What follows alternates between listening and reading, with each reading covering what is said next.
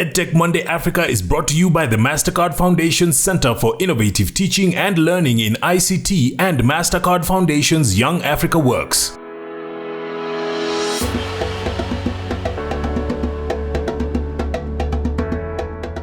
A warm welcome to Edtech Monday Regional Edition. I'm Julie Gishuru, and it is always a pleasure to be with you.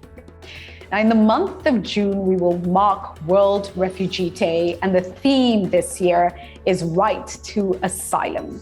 Worldwide, more than 80 million people are currently uprooted by wars and persecution. And even as countries grapple with the rising number of refugees, there is a bigger crisis, that of availing education to displaced people. We're asking, is EdTech the answer that will bridge the challenge of availing quality education to learners in displaced communities? With us, an incredible panel. Shabnam Agarwal, Chief Technology Officer at Rising Academy Network.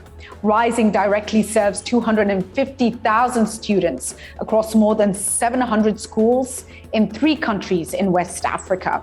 Rising makes use of educational technology directly in schools in a number of ways, including apps for teacher professional development, school oversight, accelerated learning, and a student information system. Also with us, Niall Deng, a South Sudanese refugee, a writer, and a community activist.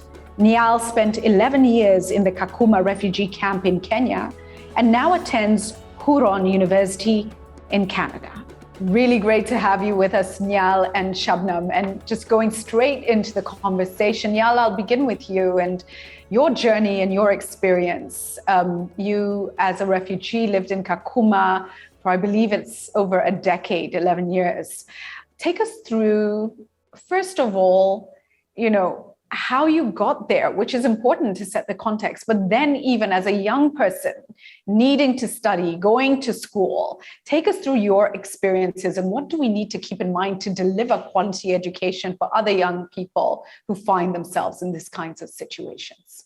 Thanks so much, Julie, for having me here today. Glad to be with you. My family has been affected by war intergenerationally. I was born and raised in Ethiopia, where my father settled after fleeing the first Sudanese civil war more than 5 decades ago. And then in 2010, one morning I woke up and my village was gone. I had gunshots, I had people screaming outside. When I came outside, I saw houses burning, someone bleeding on the ground. And my dad told me that I had to leave and go to Kakuma refugee camp with a group of other refugees from my village. My dad stayed behind, so I had to work for 2 weeks with other people fleeing the war also from my village. And that is how I found myself in Kakuma refugee camp. Before moving to Kakuma as a kid, I had many dreams, just like many other kids across the world. I wanted to be a journalist. I wanted to work for BBC because my dad used to have a small radio and he would wake up early in the morning and listen to BBC. And I told him, Dad, I would love to be on the radio one day so that you could also listen to me. And he told me I can do it. All I have to do is master really good English. So that was my dream, to go to school and master good English. And I had a beautiful childhood. I was able to go to school, come back, play with kids from the neighborhood, go to the river. In the evening, I would sit down and listen to the radio, and my dad would tell me stories about his upbringing in South Sudan and such a beautiful country it was before war emerged. And when I found myself in Kakuma refugee camp, I was devastated, I was frustrated, I was lost, I was traumatized by all the brutal images of war and violence I witnessed. And that is the reality for so many other children across the world who have to flee their home at one point. Because sometimes the images that you see, the images of violence that you see stay with you for so long and traumatize you for a very long time. And for me, I would say my life took a turn when I went to school where I was able to find solace, hope, and I was able to start dreaming again. So school was not just a place where I was able to find only learning and knowledge. It was a place where I was able to find solace, where I was able to sit down again and think about my future instead of thinking about the trauma of war and violence that I witnessed.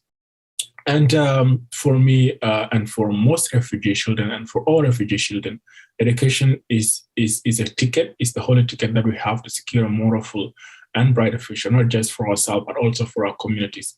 It gave us another chance in life. It gave us a chance to rebuild ourselves, to rebuild our life, to rebuild our communities, and to be leaders that can, rebuild countries ravaged by war for generation and generation. So that is what education means to me when I talk about it. I see it as a second citizenship for me, as a tool that I have to build a more affluent, brighter future for myself and my community. Wow, that's incredibly powerful. And first, let me just focus on the fact that you say you were devastated when you got to the refugee camp. You were frustrated, you were lost, and you were traumatized. And so we have to put everything in that context for a lot of the young people who need learning from refugee camps. So it's not, we're not all on an equal footing. There's more need. And therefore, even looking at what does that mean in terms of psychosocial support, et cetera, that can be provided, and then you said, education, this was a place to find solace, hope, and to allow you to start dreaming again. And once again, understanding it's not just about the knowledge, but it is about giving a foundation. So, people can have what you refer to as a ticket, to opportunity, to a future for yourself and for the community. So incredibly powerful. Before I just come to Shabnam on this, I want very quickly just give us the context of Edtech in situations like this. What do we need to keep in mind practically? We could envision all kinds of things, but to deliver this to students in these situations, what do we need to keep in mind? I think one thing that is very important is that we have to look at the future context of our world today, that we have a workplace, we have a system that is evolving a lot, and technology is part of that evolution. And making sure that refugees are not left behind, I think, is a very important thing that we have to keep in mind first. I think that one part is good to think of it as just delivering services to refugees, but I think it's also more of including refugees in the whole world ecosystem, right? Because we have workplace evolving. Nowadays to get a job, you need to access basic computer skills. So I think those are important. And then when we come to the refugee context itself, I can talk specifically about Kakuma. I was able to go to school with over 3,000 kids from more than 15 different countries. We sit in a small classroom, no access to enough books. I think technology really brings that opportunity where you can have more access to online resources that you can't have in the library. Like library in the camp have basically nothing. So technology gave you that opportunity to have more access to online resources, it gave you an opportunity to do more research, and also give you a very unique opportunity to be able to connect with the world outside and expand your learning. And I think those are really, really crucial things that we need for young people in the refugee camp to be able to build their skills base, to be able to learn new skills, and to be able to profile themselves as competitors in this world as well, just like anybody. Thank you for that. Shabnam, coming straight to you. So much unpacked there by Nyal. And at Rising Academy Network, what have you learned? What have your experiences been on the ground? And then I'm going to come, after you start to just give us a picture of this, to look at what does this mean for how stakeholders can really help us to deliver quality education. So what have you seen? Set the context for us. Yeah, sure. Thank you. I think that something that we've seen primarily at Rising Academies, and this really came to light during COVID-19, actually, where we had started to deploy radio content where students weren't able to go to school anymore. And so we put a lot of our content on radio, and we called it Rising on Air. And we actually made this content open source. And so we made it possible for anyone who wanted to access Rising on Air content and contextualize it, localize it, make it viable for their country or their population of students to take our content and do what they wanted with it. And what we found was that there were many refugee demographics and circumstances where people wanted to use our content and deploy it on radio or over SMS or over what's called IVR, which is through phones. And so that's been really exciting, a huge learning opportunity for us at Rising to observe how we can make an impact in refugee and displaced circumstances. And it's actually led to some really interesting products that I'll talk about going forward. But I think, you mentioned sort of what kind of governments and maybe funders and different stakeholders in the industry can focus on when it comes to delivering education in these contexts of displacement. And I think there are 3 or actually 4 really important aspects to consider for stakeholders when they are looking at offering educational technology solutions to these demographics.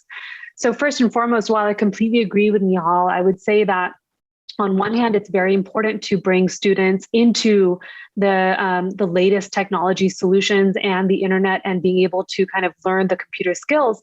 However, on the other hand, what I think is very important is that you build for low or no connectivity. I think building for offline first is really important because in these circumstances, often you don't have great connectivity or you have very poor or no connectivity, and data is expensive in many of these contexts as well.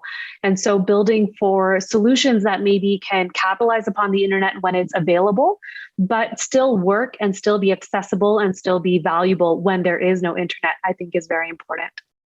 The second would be building for existing hardware and devices that are in the hands of your users. The reason I think this is super important is because we've seen products like one laptop per child completely fail. And the reason that I think that they failed is because they attempted to put completely new devices and new software and new solutions into these contexts and kind of just literally airdrop them into these situations where there was no prior knowledge of how to use these products or how to upkeep them. And so my perspective on new devices and new technology is that you need to introduce it to these contexts in a way that is accessible. And so my biggest piece of learning is that you need to build on the technology and hardware that exists. So whether that's smartphones, whether that's feature phones, whether that's basic tablets or even older devices, older computers, whatever people have access to is how you should focus on building on top of. And then the third one would be making sure that your edtech is contextualized and relevant. I think Khan Academy is a really interesting one where I remember many years ago, Khan Academy was being attempted to be deployed in India in a couple schools that I was working with. And I remember one of the students, she said, Didi, this video I'm watching is talking about like a concept in physics, and they're talking about baseball. And I've never heard of this. I've never heard of this before. What is this? And like how she had no contextualization for what that game was, and she had never seen it. And so it completely missed the point when it came to teaching a concept to this student in this specific context. So I think contextualization and relevancy is very important. And then the last would be bite sizing. I think it's very, very important to bite size content, bite size ed tech, so that you're giving smaller pieces, smaller chunks of information to your learners, whether that's teachers, whether that's students. The idea of technology is, in my opinion, it's a means to the end goal of helping schools and teachers do their job more effectively and efficiently. So asking them to sit through, onerous content and long courses is very unlikely to work. And I think it's best to give them sort of small chunks of relevant and supportive information to enable them to succeed. Such good points. So clear. Thank you for sharing that. Let's just come to the fact that there's a lot of diversity in refugee camps. And I think Nyal has spoken to that. 3,000 kids he was learning with from more than, I think it was 15 countries. So, a real space of diversity. With this in mind, thinking about language, thinking about culture, how can we ensure that we're able to balance local relevance, scale. We're able to keep all the different factors in mind that are important as we build into a quality education process on EdTech platforms? Yeah, thank you, Julie. I would say first and foremost, EdTech solutions must be flexible. And like you said, the context and the situations in which our solutions and any EdTech solution needs to be deployed requires that both in terms of scale opportunities as well as for the sake of unique user demographics within one context, like a camp or a school, the solution really needs to be flexible enough to be used not only by one specific person, but as well as by everybody. And so I think solutions need to be designed with the users and for the end users. So, human-centered design is super important in our field. And what that means in reality is lots of user interviews, lots of piloting, lots of gathering of feedback, frequent rapid iteration, and really listening to what your users are asking for.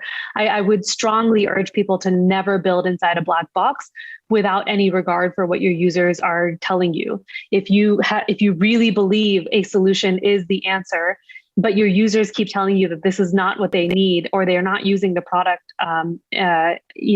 on their own, it's very, very unlikely to be what users actually want or need. And I think, there's an example of this, again, going back to Rising on Air.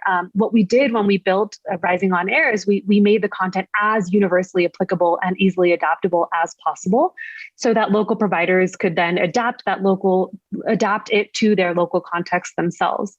And so by creating our content in this way, we really reduced the friction for our partners, and they didn't need to worry about kind of mapping that content. We significantly reduced the cost of content development, and we really highlighted places where inside of those scripts, they could be localized and speed up the localization process. It's also really one of the big reasons we focused on what's called core foundational concepts. So in addition to believing that these were the right things to be focusing on with the limited learning time students had at the time, it really meant that partners in places like Pakistan, India, Kenya, Liberia could all really easily see where the content fit into their national syllabus. And anyone in the EdTech space knows that aligning to national syllabus, aligning to local curriculum is super important when you're going to build EdTech solutions. So those are the two kind of aspects that I would really harp on. No, that's great. Coming to now, Nyal, back to you, and I'll come to you, Shabnam, on this question as well. So one of the highlights of the MasterCard Foundation Secondary Education in Africa report was we found that learners do not necessarily, find a linear path. Right. And this is really important, the ability to be flexible in the way that we deliver learning and the way that we build education systems. So, Nyal, I wonder what you think about this, and how important it is to understand people plug in different ways at different points. And how can we make sure that, the system does not lock them out, but they are able to continue learning? Any thoughts on this? I think on that question, one thing which Shabnam actually mentioned is flexibility. For example, there's a program in Kakuma that allow people who arrive in the camp and they are above a certain age who could not go to primary school to go into an accelerated learning program where they finish in a few years and condense their classes and just going through the normal 844 system in Kenya. So I think there's need for that flexibility, making sure that there are different avenues for different groups to tap in. For example, there are those who come from their country, they have finished their high school, but they did it in French. So they need to do it in English, but they don't have to go all the way back to start in year one. So just looking at, different areas where flexibility can be done, different programs that allow that, I think is important, such as, accelerated learning program that allow, students who are hurdled to be able to, finish their classes at a certain level. I think that would be one thing. And then I think the other thing as well, which I think, Shabnam talked about as well, is just, listening more to the voices of people who are affected by this, right? I think representation is a big challenge when it comes to this field. So making sure we listen more to these voices, I think will help us be able to understand exactly how best to support them and where flexibility can be fit when they need it. And then those areas, can help, be it language programming that can help people who did, education in their countries in a different language. I think that is something that would be good, be it accelerating learning program where classroom can be condensed in a number of years. Or be it, through maybe, empowerment program or specific skill program, such as, technical institute that students can pursue after high school. So I think having those kind of, of avenues where a student, can tap into a different level, I think is really, really important.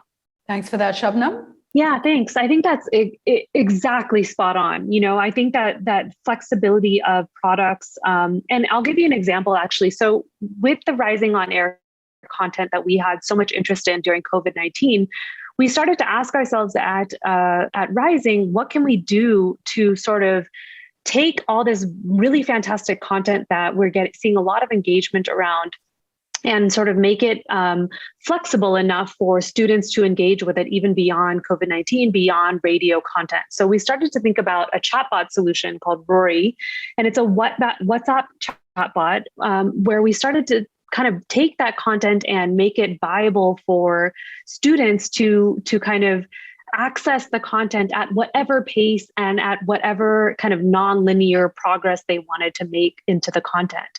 And so there's so much excitement and interest with Rising on Air. It made us realize that students just really wanted a simple way to kind of keep learning and reestablishing the concepts that they had while they were sort of displaced from their typical school context. And so making it, again, available on WhatsApp really ensured that they and their parents would kind of always have access to that learning solution, as long as they had a tiny bit of data available on their device. And I think that goes back to this concept that, the coolest thing about technology today is that it can adapt a learning or fluency sequence to any individual learner's needs. And that's really what we tried to build with Rory.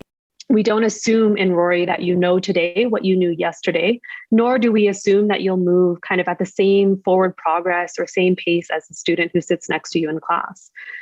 And another product we've been working on is called Saniti, which stands for See It, Name It, Do It. And that's actually more focused on teacher professional development, but it's built with that exact same ethos in mind. It kind of reminds me of these series of books that I used to really love as a child called Choose Your Own Adventure books. I don't know if you guys read these, but they were really fun books where you could kind of, again, specifically choose your own adventure and decide which chapter you were going to jump to. And it's often go forward and backwards. And I think that's really how EdTech solutions should be built. Let teachers and learners choose their own adventure, and you're much more likely to engage them in the long term. Absolutely. And it makes learning fun, right? So you actually enjoy the journey. Let me come to scale, how we move. So we're working with a number of incredible EdTech entrepreneurs in this space. And I think we have other stakeholders in the development world, in the philanthropic world, really pulling in as well and doing some remarkable things. But how do we draw private sector in more deeply? How do we crowd in private sector players to really scale some of these solutions and make a difference? Now, let me start with you and come to Shabnam. Yes, I think engaging different actors is very, very important, because when you look at the current ecosystem in this context, I think it's very diverse, and there are a lot of different conflict issues that need different expertise. So being able to engage different actors is important.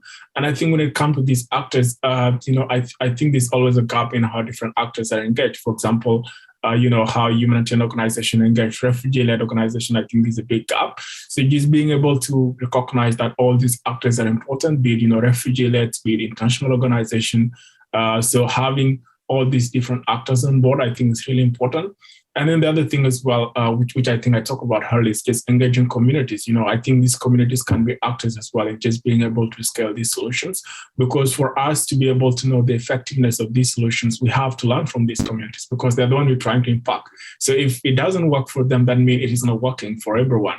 So just being able to recognize these communities as actors as well, and just being able to scale these solutions is important, because we learn about their success from them. So I think that is a key.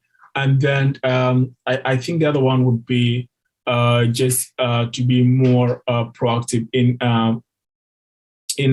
just building these solutions, because these situations are dynamic and they're changing, a lot in a few number of years. This solution might work today, might not work tomorrow.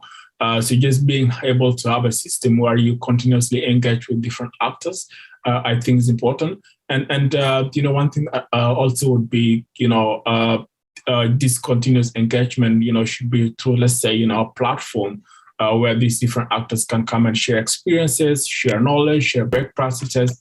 I think Shabnam talked about really cool, best practices that so many different organizations can try to, implement and scale in their own kind of ecosystem. So just trying to have this space where these different group can come together and say, this is what worked for us, this is what worked for us, this is how this can be scaled, this is how this can be, improved, I think would be really, really crucial in just moving all these things forward.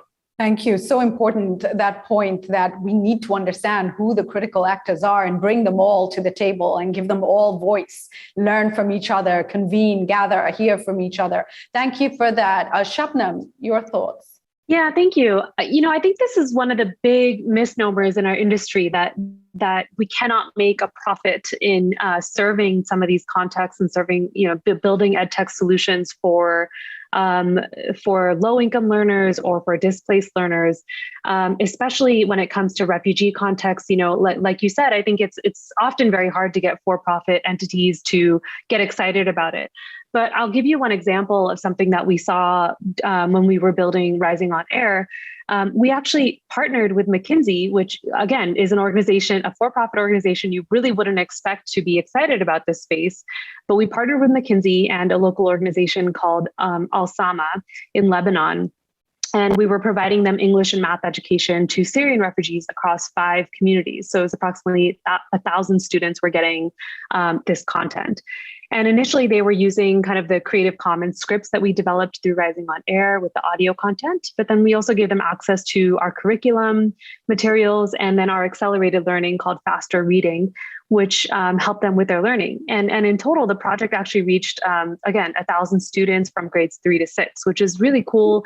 And it also led to profitability for us as well as for McKinsey. McKinsey ended up putting together what they called a global toolkit, or something which they kind of called school in the box, where they pulled together different resources into one coherent solution. And that actually led us to thinking about bundling up our own Rising products. So all of our EdTech suite of solutions that we use in our actual schools, and kind of bundling them and packaging them to make them available to other school networks to deploy in their schools. And so, working with organizations and working in these refugee contexts does not necessarily mean that it has to be a nonprofit context, or that it can't be scalable, or that it can't be profitable. I think it is very important to still build with your user in mind, to still build with, low margins. I'm not saying you need to become a billionaire by serving these contexts, but at the end of the day, you can still build something that's valuable, that people are willing to spend some money on, and that people will come back to and use, not only to improve their learning, but also to help them improve in their education. No, great point made there. I want to now explore what we want to see more of, and who are the actors we might be calling on to kind of step up or to partner more deeply in this particular space. Shabnan, let me start with you. Who, as Rising Academies Network, who are some of the partners you'd like to be doing more with, and what would you want to be doing with them? Yeah, that's a great question. I think some of the organizations that we really love working with are, networks of schools. So, like organizations that are either funding schools, low-cost private schools. For example, Vartana is a really great one, or even Edify is another one here in Rwanda, or actually all over Africa. Those are great because they're well networked themselves inside of schools. They understand the context inside of schools, and they're still trying to innovate and build in EdTech solutions, make it possible for these schools to adopt EdTech products. I think those are always fantastic. We love working with other tech organizations, building EdTech solutions, and kind of partnering and collaborating to understand, for example, with Rory, which is our WhatsApp chatbot solution, we might not be the best people to build, the most engaging mathematics content for our chatbot. So who can we partner with who's already worked on and iterated upon that content, who we can then pull into the solution rather than recreating the wheel? So I would say that, anyone who's really worked in the space, who has some research and understanding of what works and what doesn't work, and then as well as people who have feet on the ground and are actually directly adding value and have insights into what people are actually asking for. Excellent. Nyal, let me come to you with the same question.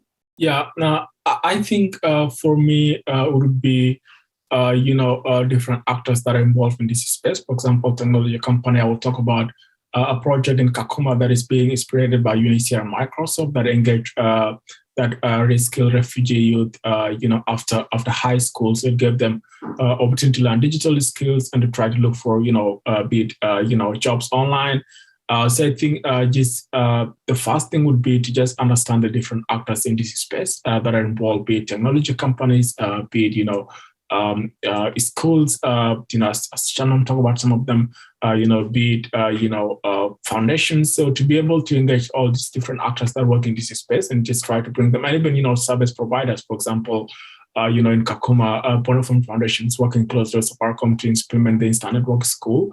So just looking at all these different actors that are involved in this space and just trying to bring them together and look at how this whole topic can be moved forward, I think would be a big plus.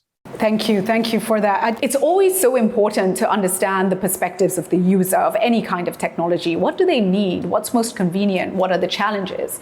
And so in this case, we went out to speak to young people learning in environments, in communities that have been displaced. They shared their thoughts with us. Let's hear from them.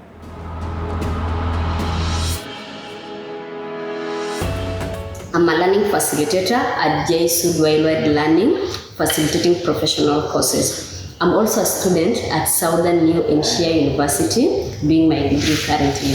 The learning experience at home, when during the pandemic, it was very much challenging, and at the same time it was a lifetime experience because I have never been learning at home, but that was for the first time, and I had to adapt to the new environment. We used Zooms to conduct our meetings sometimes, but then you go to Zoom, bundle is less. That is kind of the thing. Am I going to use this little amount that I'm given to connect with this friend and get kind of information that I need to do my course, or I'm going to struggle alone and do interneting and search it online. So it was kind of tough. So you have to make a decision. If I'm going to make sure that I use this internet to connect with the friends or colleagues so that we can discuss on a certain topic, it means I'm going to lose a certain kind of target to reach within the course because the kind of bundle that I'm given will not reach there, will not support. Amazina yanje ni Kaneza Odette, nkaba maze imyaka 7 mu nkambi. Covid imaze kugwiza umurego, bamaze gufata ingamba z'uko nyene dukwiye kuja mu rugo, tukaguma mu rugo. Muri guma mu rugo twigira muhira, kuko baguma batubwira ngo nyuma y'indwi 2 tuzosubira ku ishuri. Harahera igihe kirekire tutarasubira ku ishuri, ariko porepore bigenda biroroha, umuntu aragera kuco yifuza. Abandi Umurundi uba mu nkambi ya Mahama, nagezemo 2019 nibwo ninjiyemo. Mu buhungiro nkimara kuhagera ntago byanyoroheye kuko sinasubiye ku ishuri. Yego kwiga kwari ubuntu, ariko kwiga nanone ifungo utabona ari hagije uva ku ishuri. Nibwo naje kubona Mezo Shalom, ndangije ndavuga ati barimo kwaprayinga ibintu bijyanye n'imyuga. Nibwo nahise fata icyemezo ndaprayinga kuri platform, ndangije mbona mbaye selectionné, biba ngombwa ko njya kwiga. Yego itandukano ryaje kubamo nuko nahise mbona uburyo bwo gukomeza kwiga, biramfasha kuko nabonye ko harimo iterambere ejo hazaza. Thank you for that. We're going to end now with some reflections, and I just want to go to the numbers that have been shared by UNHCR. They say, looking at displaced people on the continent, 68% are enrolled in primary school, only 34% in secondary school, and 5% in tertiary education. There's a huge gap there. And we know the situation in many places has been escalating, that these are people that really we must give solid ground to, opportunity and a chance for a dignified and prosperous life. I want us to finish with just reflections on these numbers and pose the question, what do you envision as you do your work every day? What do you hope for? And what could we achieve if we get Edtech right for people who have been displaced, for young people and others? So share with me your thoughts. Shabnam, I'll start with you on this one, and Nyal, we will end with you. Yeah, I think it's a beautiful question to pose. And I think the answer for me is very simple, and it's equality. that is really the end goal for me when I do my work. When I look at what EdTech can accomplish, I think equality is the most important aspect to bringing people out of intergenerational poverty, to helping people access, the opportunities that they deserve, and to kind of coming out of situations such as refugee camps and enabling them to succeed in the world. So equality is really the big one for me. Thank you for that question. I think, yes, I think very similar to Chamnam. I think equality is very important. I think, EdTech can help, young refugees be able to access education, be able to access opportunities, be able to, get out of the dependency cycle of humanitarian aid and handouts, be able, to become self-reliant, and, be able to go back and rebuild their countries, or just, secure a more full and brighter future somewhere else. So I think it opens so many doors, so many opportunities, and especially in this context where, access to resources is really hard. I think technology gave us that opportunity to be able to get resources to these young refugees, to be able to get, skills to them, to be able to get learning to them, and to just give them an opportunity to be able to dream again. So I think, I think it's equality of opportunities and just a chance to be able to secure a more full and brighter future for themselves and chart a better path forward for them and their communities. Thank you both so much. Equality, opportunity, and the chance for them to be able to secure a better future for themselves. Wonderful. We had asked the question, is EdTech the answer that will bridge the challenge of availing quality education to learners in displaced communities? Let's take a look at some of your thoughts.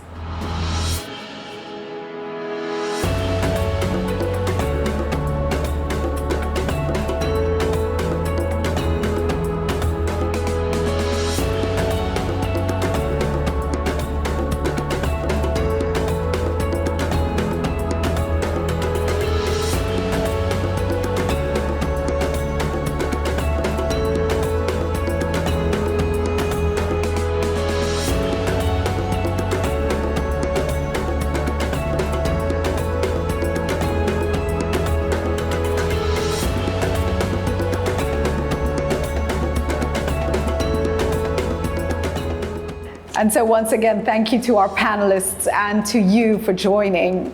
Do join us again next month for EdTech Monday, and stay safe and well. EdTech Monday Africa was brought to you by the MasterCard Foundation's Center for Innovative Teaching and Learning in ICT and MasterCard Foundation's Young Africa Works.